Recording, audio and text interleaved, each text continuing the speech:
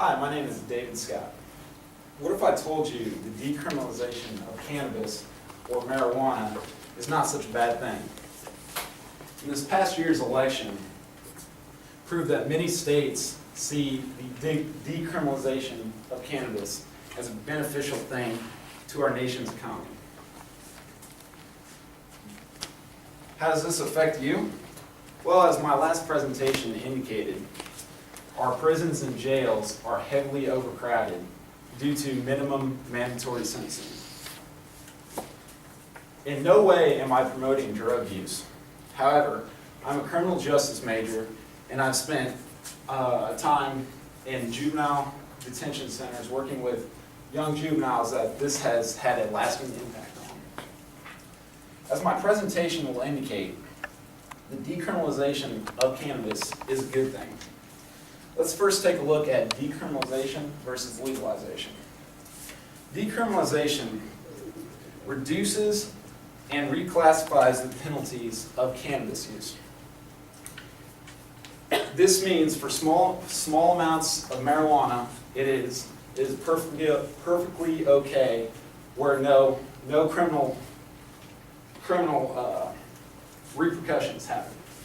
Legalization is just as it seems. It's legal all over and for any amount. Again, as my last presentation indicated, according to the Bureau of Prisons, $33,000 per inmate. This is contributing to the rising debt of our nation's economy, which is $58 trillion. As tax day rolls around on Monday, think about the inmates in prison that you're paying for, okay? Now think about the percentage of those inmates that have been sentenced to mandatory minimums. The decriminalization of cannabis will help this nation's failing economy drastically. Decriminalizing cannabis would free up billions of dollars used to prosecute users.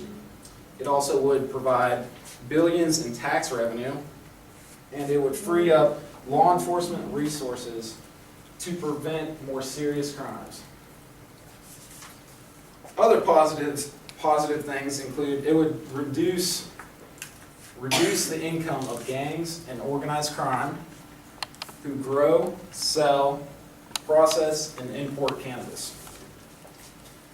This past year's election indicated a huge drastic change. There's 2 states that decriminalized the use of cannabis. Those 2 states are Washington and Colorado. As this graph indicates, there's 18 states in all that have decriminalized cannabis. Some with medicinal purposes and some for just plain decriminalizing.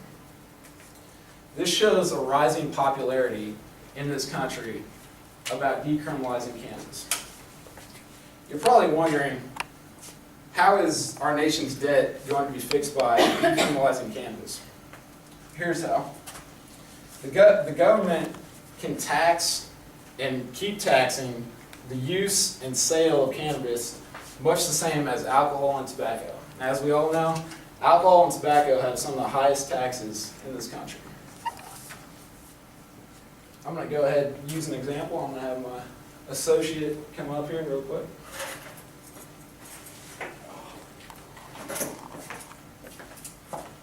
So, imagine him. You know, he's walking down the street. He's had a rough week, you know, all these classes, stuff like that. And he wants to have a joint, you know, just light up a little bit, smoke. Somebody sees him doing this, and reports it to law enforcement. Law enforcement comes,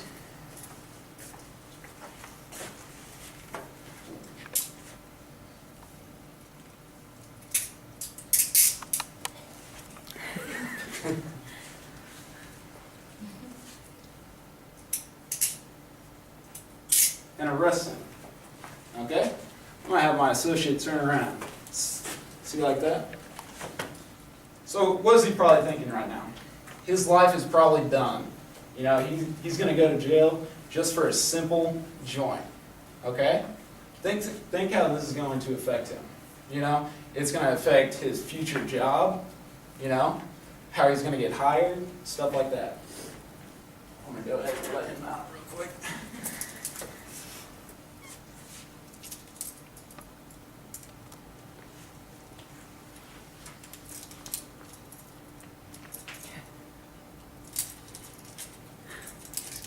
They're broken.